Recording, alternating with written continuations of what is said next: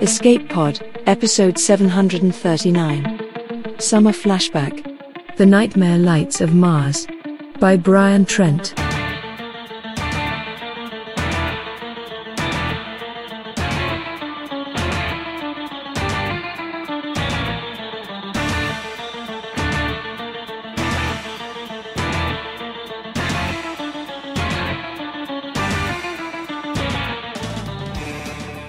Hi there, I'm Alistair. Welcome to this week's Flashback and the second month of summer school. Our intent with these is to not only throw some light on the classics from our past, but also to explore how authors explore the same concepts in wildly different ways. Last month it was cyberpunk. This month, as Tim Curry once yelled, we're going to the one place capitalism has yet to ruin: space! This story takes a very unusual approach to a very familiar destination. Mars looms as large in our minds as the moon does in our skies. We dream of going there, and, well, these days it's a runoff between billionaire sociopaths as to who will take us. The dream remains the same. Mars is near space to us, the stepping stone after the moon, the one that takes us out into deep current. Brian approaches it, as you'll see, in a very interesting way. But before that, your players. Originally published with us in September of 2013, this story is written by Brian Trent and narrated by Veronica Giguere. Brian's speculative fiction appears here in Pseudopod, Analog, Fantasy and SF, the late Orson Scott Card's Intergalactic Medicine Show, that's the magazine that's late, not the author, and Great Jones Street, as well as daily science fiction, Apex, winning the Story of the Year's Readers' Poll once, Cosmos, Galaxy's Edge, Nature, and many years' best anthologies. Veronica Giguere is a storyteller of the spoken and written word. According to her fellow Secret World Chronicle co-authors, she writes and narrates metahumans battling alien fascists in modern-day Atlanta. According to her kids, she makes funny noises into a microphone and takes breaks to run, crochet, and play video games. And according to her husband, she is addicted to coffee and Star Wars. Original audio production on this story was by Matt Weller, who is a servant to a lovely family in eastern Pennsylvania. He sometimes rewatches old episodes of X-Files on Netflix, and other times retires to his basement booth, where he records noises that get played on the internet. So, get ready to go to Mars. No, I'm sorry. I can't help myself. I have to do it. With apologies to everyone who hasn't encountered Total Recall before, and we'll talk about that on a different episode, because that movie is a lot. It's time to get your asses to Mars, because it's story time. The Nightmare Lights of Mars. Written by Brian Trent. Read by Veronica Giguere. Before discovering the moths, Clarissa Lang stumbled blind in the Martian sandstorm and admitted she was about to die because of a painting. Granules of sand flew past her head at 90 kilometers per hour and crunched between her teeth. The storm hissed around her ears, a terrible insistence that she hush forever. There was no excuse for this death, Clarissa thought. Weather advisories had been in place for an hour. Her death would become a digital footnote, filed under foolishness for all time. She staggered blind and tacked through the needle spray. Red sand piled around her neck and shoulders, grew around her mouth like exaggerated lipstick. "Overlay!" she shouted, tried to shout, but her mouth instantly filled with gritty particulate. She panicked then, the first moment of true mindless panic. But the Martian positioning satellite had heard her cry. Maureen's property map sprang up in her left eye, drawn scarlet against each blink. The house was 30 meters northwest, upwind. Clarissa tucked herself into a protective ball and scuttled sideways like a crab. The sand struck her exposed hands and face in a shifting, relentless wave. "I'll never make it." Clarissa could no longer breathe. A recent story from the Japanese colony in Cydonia leapt to her mind, in which a grandmother had been caught outside in a sandstorm, wandered around in circles for 10 minutes in the hissing tempest, and finally suffocated, an arm's length from her front door. When they found her, her stomach, throat, and mouth were bulging with sand. "The tool shed! I can make the tool shed!" Clarissa turned away from her house, and the full brunt of the sandstorm slammed into her back, tearing the jacket, spraying around her body in silhouette. For a fleeting instant she was able to suck clean air into her lungs. Then the sand closed around her again. She ran downward, following the MPS overlay, and tripped over a tree stump, all that remained of the maple her wife had heat-lanced a week ago. Clarissa fell and rolled, her face briefly showered in needle spray, and then she was on her feet again, running, weeping, not looking back. In 3 bounds, she was at the shed. She grabbed the door handle and pulled. It was locked. The shed was slotted to Maureen's biometrics. Clarissa pounded the door furiously. There was only one chance left. She felt along the shed walls and reached the back as a muddy, bloody figure. With the last reserves of wild strength, she battered herself against the window. The glass stick was shatterproof, but it popped from its molding, and she fell atop its reflective surface, safe and shivering in the shed. Musty air filled her lungs.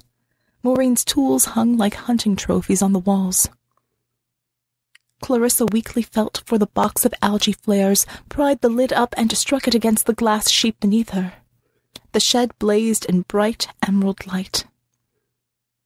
The red planet tried to kill me, she thought, and all because I wanted to gaze at a painting. The shed spun around her like a mad green carousel. She fell asleep atop her own reflection. When she awoke, a woman's voice was in her ear, although she was alone in the tiny shed. Clarissa, are you listening to me? What's your fucking problem? Clarissa drew herself into a sitting position. She felt stiff and brutalized. Worse was the feeling of razor rash on her face. She was suddenly afraid to look at her reflection in the glass beneath her. Maureen's call sign pulsed angrily in her left eye. I knew you'd do something stupid, Maureen yelled. ShedSec notified me that the window was broken, so I checked on your position. And you're in the damned shed? The storm was blowing northwest. How exactly does the window in the back of the shed get broken? By my idiot wife, that's how. It was remarkable how sharp her voice could be across 112 miles. I forgot about the advisory, Clarissa managed, cradling her wounded hands. How was your trip? It was great until this conversation. What are you up to, Claire? Are you trying to get attention? There's no way I'm cutting my trip short, so you best figure a better way to occupy yourself than breaking windows. The window didn't break, actually, Clarissa said. And then she saw the toy moths. They were of absurdly large proportions, each as large as her head, each affixed to the walls and ceiling and floor, to the tools and crates of paintings. Furry like rodents, silvery geodesic eyes, brown wings flecked with blue. You were trying to get at one of your paintings, weren't you? Maureen accused in an acerbic tone greatly at odds with the smiling profile pic hovering above her call sign in Clarissa's vision. When I get home, I'm going to lance them into ash. I swear I'll do it, Claire. Clarissa said nothing. She stared, dumbstruck in the algae flare's green lighting, as the giant toy moths seemed to quiver. They hadn't been there when she first mashed her way into the shed, she was sure of that. But what other explanation made sense? She couldn't believe that during her moments of unconsciousness, a neighbor had snuck into the shed, stepped around her body, decorated the shed with novelty toy insects, and then retreated without a word or note. Across 112 miles, Maureen's voice intruded again. Claire, are you listening to me? Did you get back into the house yet? Not yet, she muttered, and thought, it's not an illusion. The moth wings are definitely quivering, although there's no breeze in here. Well, get back there and stay inside. We'll talk when I get home. Maureen disconnected the call. Her smiling profile pic blanked out. Love you too, Clarissa thought. She snatched the flare from the floor and stood. Her reflection followed suit in its own murky universe. And then the moths exploded at her. Maybe it was the sight of 2 flares now against the glass, or her unexpected rise. Dozens of giant wings came around her, batted her ears, tickled her neck. She screamed and flattened herself to the floor. The flare winked in and out of the furious maelstrom. The flare! With a shout of horror, Clarissa Lang pitched the green flare out through the window. The moths burst through the breach to follow the light. It was busy work cleaning up after a Martian sandstorm. The red desert had lurched over the levees, turning the colonist homes into a scattered archipelago on a blood-colored sea. Clarissa stepped around the invading sandbanks and marched to her nearest neighbor in these privileged woodland parts, V.J. Gibson. She found him scrubbing clean the panels of his greenhouse. "I don't need to see the seeding registry, V.J., she told him. "No moths like this have ever existed." V.J. was 57, spry, and with a mustachioed face like a Sicilian chef. He was colony ranger for O2 Zone ATAC-71, which wrapped around the base of Olympus Mons like a leafy garland. "You asked the data cloud?" he asked as he scrubbed. "Yes, they bore some resemblance to Atticus Edwardsi, but were far larger." He nodded. "We brought Atticus Edwardsi here, yes. They're one of the Atlas moths, giants of the moth family." "I've seen the pictures. The moths in my shed were 3 times as large." "Impossible." "I'm telling you, insects don't have the exoskeleton to accommodate growth like that. They don't have the circulatory system to support it, even if a mutation occurred to allow it. You were mistaken." "I know what I saw," she insisted, feeling angry now. Yes, giant mutant moths." She kicked his greenhouse corner post. "This isn't a damn joke." "Hey!" V.J. protested. "Fine, you're not joking. You were caught in a sandstorm. Do you know how lucky you were to have survived? Have you seen your face in a mirror? You lost blood, Claire, you pass out, and when you wake up you're surrounded by giant moths. Think of how that sounds. You didn't happen to record them, did you?" Clarissa sighed. "No. Many colonists had recorders attached to their optic nerves. I'm not implanted, and I didn't have a camera." VJ's playful smile returned. "Okay." "But I don't need a recording," she added, fumbling in her knapsack. "Not when I have this." She retrieved the slight, crushed body of a silver and blue moth that, if the wings weren't tattered and crumpled, would nearly equal the size of the knapsack itself. VJ cursed in Hindi and leapt back. "Where did you get that?" he cried. "From my goddamn shed. When they were crawling all over me, I must have crushed it without realizing it." It gave her satisfaction to see him pale in disgust. "What happened to the flare?" he asked. "It's still in my yard. The moths are gone. They must have gone back to the forests." VJ circled the specimen slowly. "No moth grows to that size. It looks like an atlas breed, but there are far more veins visible in the wings. The antennae are far longer, even with relative proportion to the larger body. And the size." Clarissa paced fervently in front of the greenhouse. "How many species have we brought to Mars?" "More than 1,000. He rattled off the major categories and the necessity of including insects in that cultivation of a transplanted ecology. Ants to till the soil, spiders as pest control, bees for pollination, beetles to consume the mulch and fertilizer. And moths, the undersung pollinators since Earth's Cretaceous. It was tricky business setting up an ecology from scratch. Brother Blue had 1 billion years to get it right. By contrast, Mars was an experiment unprecedented in history, and its artificial ecology always teetered on the brink of collapse. Fish overpopulation in the lakes, plant species dying off from fungus, crops strangling each other, birds disappearing, dogs running off into the red hills and disappearing forever. Even the colony AIs couldn't foresee every contingency, and the first lunar colonies provided a poor baseline for comparison, as they were strictly 100% artificial environments. Mars was an open world. The AIs were stumped. "The O2 zone made this possible," Clarissa said firmly.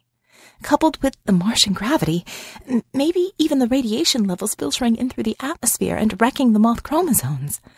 What other explanation is there?" VJ looked like he was going to be sick. "I need to take this specimen back to the lab."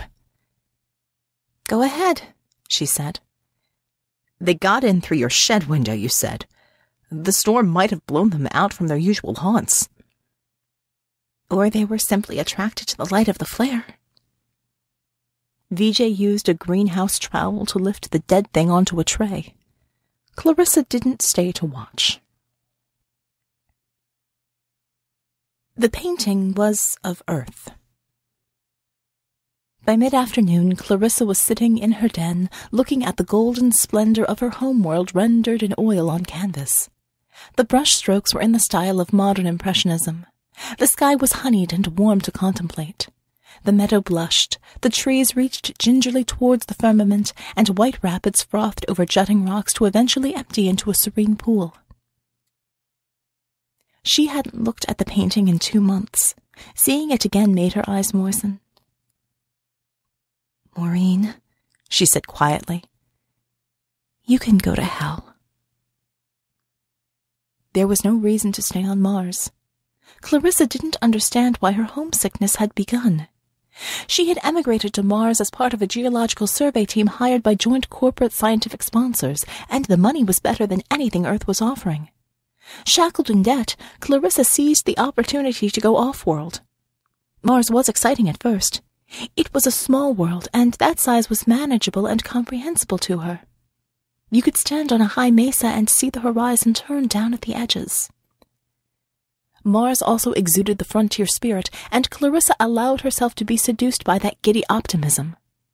Maureen Lang had been her point of contact from the sponsors, a director of business operations, and Clarissa promptly fell in lust, then in love, then into marriage. And much like the eroding power of a Martian sandstorm, Clarissa had watched everything she loved about her new life disintegrate. Maureen turned out to be a vicious-tempered demon. It became a relief when she had to travel for business, although this meant that Clarissa was now a stay-at-home recluse. With the geological survey concluded, she found herself as unemployable as on Earth. Once again, debts were rising. Clarissa began to miss Brother Blue, as the Martians cynically referred to Earth. She eventually found work at the university teaching geology, but there was little comfort and no friendships to be had. Earth seeped into her thoughts.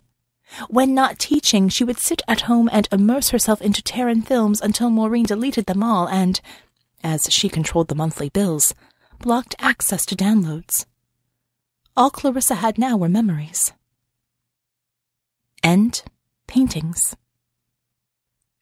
Clarissa knew it was her fault to go out there with the storm approaching, but she had started thinking of being locked in her house for hours or days without access to downloads while the brutal storm raged outside. She needed to have her paintings around her. Maureen didn't like them in the house. Clarissa's act of defiance had nearly cost her her life. So now, in addition to loneliness, an unhappy marriage, an unsatisfactory job, and dead-end career options, there were sandstorms and giant moths to consider. Clarissa made up her mind in an instant. "I'm going," she said aloud. "I'm going back to Earth." She called out sick for her evening class and reclined on her home's back porch, her hands wrapped in bandages, her face glistening with the membranous jelly of Mediheal on her face. She gazed at the young Martian wilderness. The O2 zone had wrought spectacular effects on the imported flora.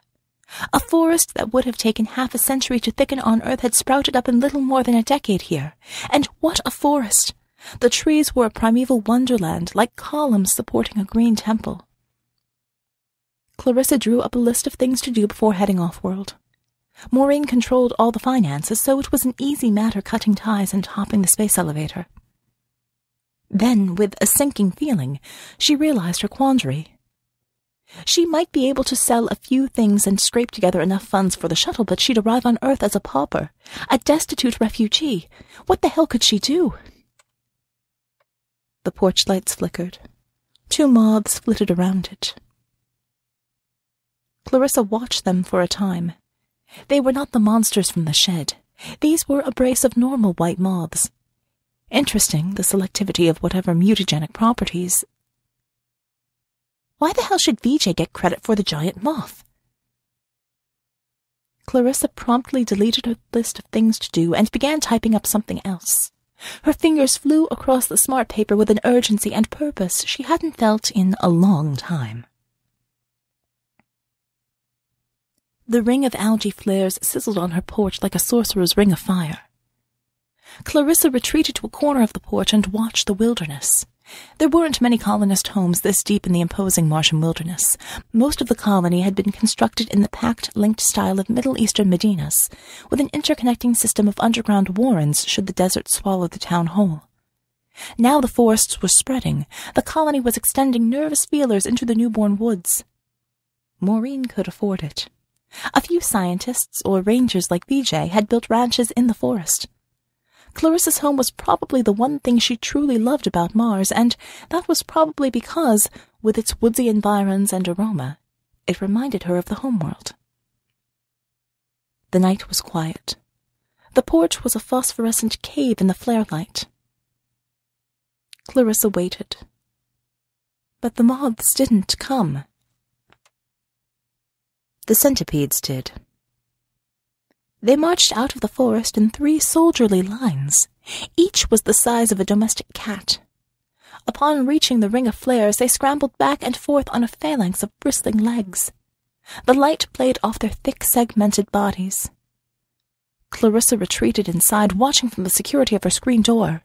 A newly purchased camera hummed in the window. There were more than 24 monsters. Monsters in her yard. Clarissa shuddered. "This is it, Claire," she told herself. She felt along the kitchen wall and punched the colony moot alarm. The alarm flashed in every pair of optics in a 10-mile radius. It was a carryover from the earliest days of colonization. Dangers could arrive so suddenly that there wasn't time for individual calls. A landslide or sandstorm or ruptured supply line could mean sudden death, and so the moot was built into colonist nanonics. For emergency only. Sounding a moot sent your name to the local police, news station, and colony board. A false alarm spelled dire consequences. Clarissa watched the giant centipedes on her porch. Yeah, she thought. This was pretty fucking dire. And other thoughts came to her as she waited for the colonists to arrive. Why had no one else encountered these things before? Had VJ been right? The storm had blown the moths off course, and they had stumbled onto human habitation by accident? And then what? They had gone back to the dark forest to report their discovery and request backup? Or was this all a recent mutation across numerous insect species? And of course it would be the insects most sensitive to this.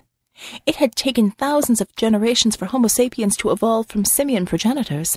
How quickly could a mutation spread among the insect generations? The neighbors came, grumbling and angry at first. They followed the GPS source of the sender and stopped as they saw Clarissa's porch. And yard. "VJ!" Clarissa shouted over the buzzing of wings. Swollen flies were circling overhead now. Flies the size of bulldogs, darting about like ancient fighter jets in the black air. Ranger VJ Gibson had washed green in the cold light, but Clarissa could see he had gone pale. He stared, glassily and unblinking, at the horrific arrivals in the yard. "You patrol these woods!" she shouted in full view of her fellow colonists and their recording devices. "Earlier today I showed you a moth the size of a hawk. How is it that you knew nothing about what's been going on out here?" At that moment, the gathering crowd screamed. Huge ants were pouring from the woods, but they weren't exactly ants anymore. The first 2 segments of their bodies bent upward off the ground, so they resembled centaurs striding on 4 legs. This upright stance freed their first set of foreclaws. They fidgeted with these as they fanned towards the Lang cabin. Where the moths had exhibited brainless mania, and the centipedes showed guarded curiosity, the ants brazenly stomped into the ring of light. Their foreclaws lifted the flares for closer inspection. Freakish shadows leapt, darted across armored carapaces. Clarissa's neighbors gibbered into their codex, speaking so rapidly it sounded like an entirely new language, the muttering of cultists. She marched to VJ. "These things have been evolving in the woods along the O2 zone," she insisted. "We prefer the open spaces, but they've been developing out there." She pointed to the woods, "where no watchful eyes could see." Her voice trailed off. VJ was barely paying attention to her. He was speaking to himself in a long chant of fear. "This explains so much," he muttered. "The missing dogs, the disappearance of wildlife, the sticky nests. No wonder I don't hear birds chirping lately. I just didn't want to go there. Not way back where the trails end, in the dark heart of it all, the quiet woods. And then where the woods aren't quiet anymore. They buzz and drone. I've been...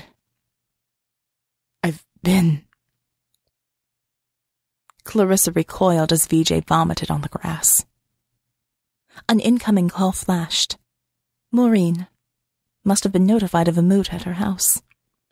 "We've got bugs, Maureen," Clarissa told her. "Can't talk now." And she disconnected. Her neighbors shone flashlights on the woods. The quivering beams illuminated a long parade of grotesque things. Still the circus of freaks came. Burnished bodies, clicking shells with too many legs, swollen maggot things the size of cows. High up in the canopy, something very large and very heavy was moving towards the property. Branches snapped, underbrush crushed by unseen steps. Pale grey-yellow shapes, half the height of the sequoias themselves. Gunfire. Someone in the crowd had opened fire. An ant, clutching a flare wonderingly, was blown apart. Its centaur body was suddenly without a head and upper torso.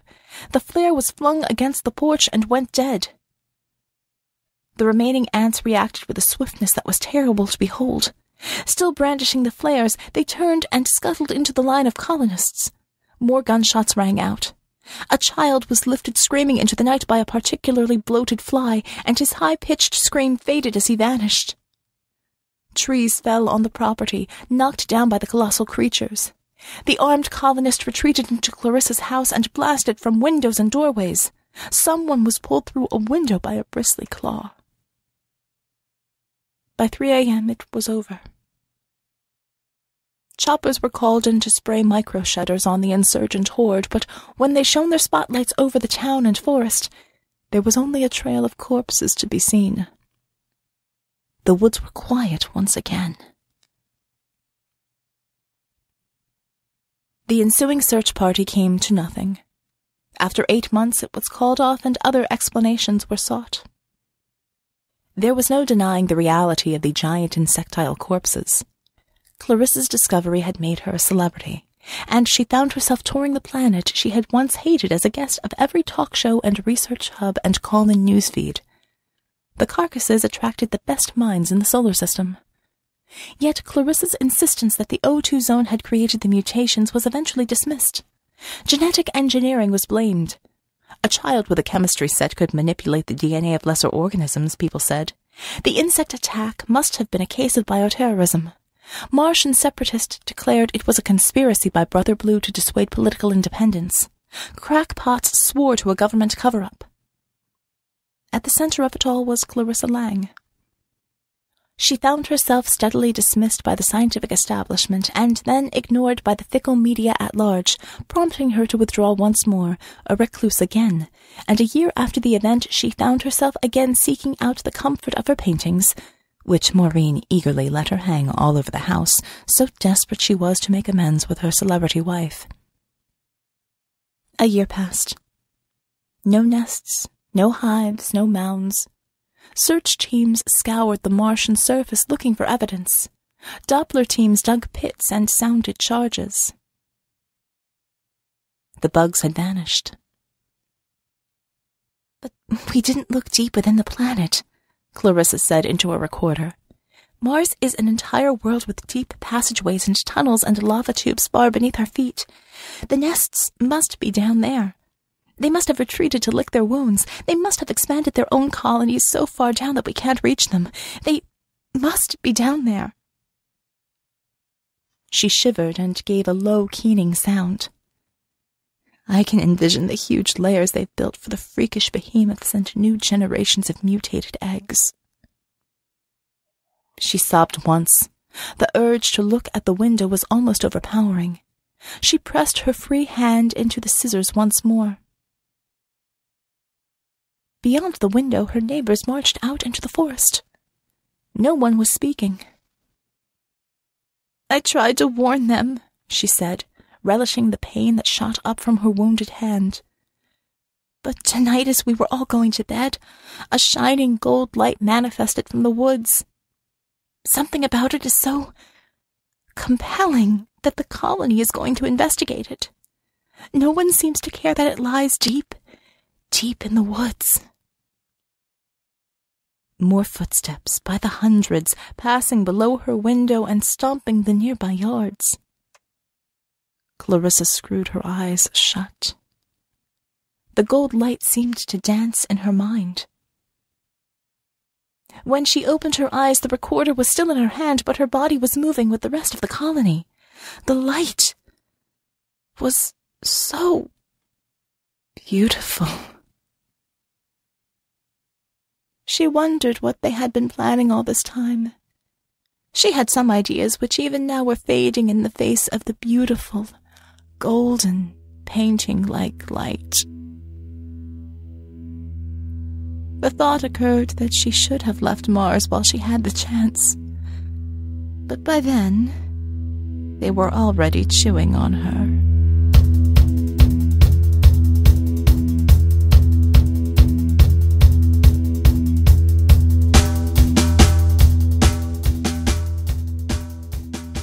I love a good astronaut movie.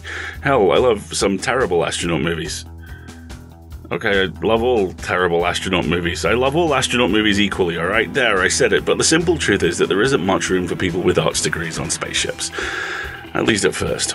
Survival is always the main priority, and while botanists with authority issues can get by, artists can't. Or at least, not at first. That brings us to the way that Brian upends our expectations. The Red Planet is traditionally either dead or dying. Here it's neither. The Val Kilmer, Tom Sizemore, Carrie-Anne Moss movie Red Planet did a really interesting job of exploring an unusual kind of life on Mars, which this comes close to, but that's pretty much the only example that springs to mind. By and large, you tend to get the other idea. Case in point, classic comics like Judge Anderson Childhood's End, where Judge Dredd character Cassandra Anderson leads a multinational team into the face on Mars, which is both real and far less deserted than people think. Likewise, Mission to Mars, which came out the same time as Red Planet, very much the Deep Impact to its Armageddon, which aims for Chariots of the Gods, the infamously eccentric series of books by Eric von Däniken about the ancient race of aliens that once ruled all of us and often looked suspiciously white. Moving very, very, very, very quickly on, like I say, Mission to Mars aims for the fun elements of some of von Däniken's concepts and misses all of them, and thankfully all the really horrible stuff too.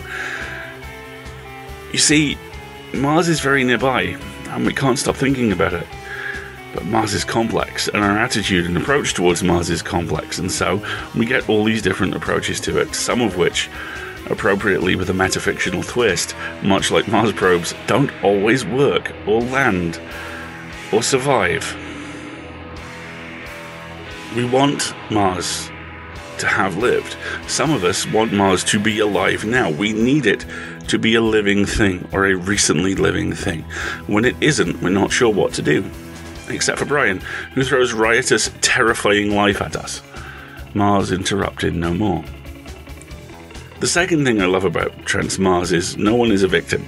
The lazy play here is, of course, to evoke Ellen Ripley, because cinematic SF waited decades, and some would say continues to wait decades, before bothering to try and build on the heroine of the early Alien movies as a character. But the truth is that Trent's lead here reads not just as a woman, but as a citizen. My early point about astronauts and how they have a look, a feel within fiction very much doesn't apply. She's an individual who lives on Mars, not a Martian astronaut.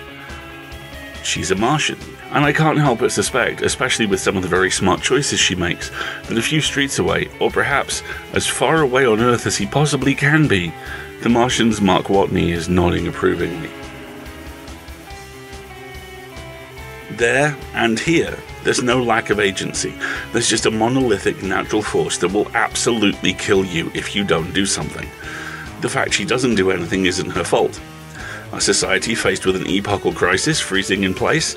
Well, that sounds a lot more familiar now than it did in 2019, doesn't it? Oh god. But the real reason I love this story is the way that Trent does the near impossible, and takes an old idea, life on Mars, and filters it through an old concept, the idea of Mars as teeming with life, which is so much fun, and it's always nice to see it wheeled out. We don't get it nearly enough. If you want an excellent example or two, in fact, I'd heartily recommend B7 Media's adaptation of the Martian Chronicles by Ray Bradbury. It's the Martian fictional text, and B7, with Hayley Atwell in the lead role, have done a great job of updating the story, but keeping its roots very much true. And Martian Chronicles and Nightmare Lights of Mars have some surprising connective tissue, which will become apparent when you listen to it. Likewise, John Carter, adapted from Edgar Rice Burroughs' pulp novels and unfairly maligned on release, it's the story of a man taken to Mars by accident who becomes a hero, a king, a legend.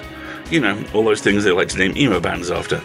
Mars is home to countless races, amazing flying ships, constant danger, and just the best doggo in John Carter. It is immense fun, and I heartily recommend giving it a try. Better still, double bill it with Jupiter Rising and get pizza. It'll be great. But here's the thing, you take all of these entirely different, vibrant living Marses, and you do what Trent does here. You filter it through the sort of UFO invasion siege storylines that Spielberg almost made, and you get this. You get this creeping horror and menace and beauty that's fantastic and icky and gross and frightening, and I love it to pieces. Because space, Mars in this case, doesn't just reward multiple perspectives, multiple approaches, it demands them. And this is one of the best. Now, we rely on you to pay our authors, narrators, server costs, and everything else. You are unfailingly generous, and we thank you from the bottom of our hearts for that this year more than ever. Thanks to you, we're edging closer to our goal of paying slush editors. These people are the first point of contact for every author and every magazine, and slowly and surely there's a movement to pay them. We want, very badly, to be a part of that movement, and can be with your help. For $5 a month at Patreon, you get access to our vault. For more, you get access to surveys, merch, the whole bit. For $5 a month at Pseudopod, it's the vault. That's when you come in via PayPal. Either option works for us. Both are needed. Please help out if you can, and if not with money, why not time? Help us raise our profile by leaving a review on Apple Podcasts or Google, or whatever your podcatcher of choice is. Tweet a link to an episode. Write a blog. Trust me, it all helps. And on behalf of all of us, thank you. We'll be back next week, when, as now, will be a production of Escape Artists Incorporated and released under a Creative Commons Attribution, Non-Commercial, No Derivatives license. Massive thanks to Mer and Divya and everyone in editorial. Massive thanks to Adam for doing the kick-ass audio production on this episode. And we will leave you with this quote from, well, who else but Dr. Watney. Mars will come to fear my botany powers. We'll see you next time, folks. Until then, have fun.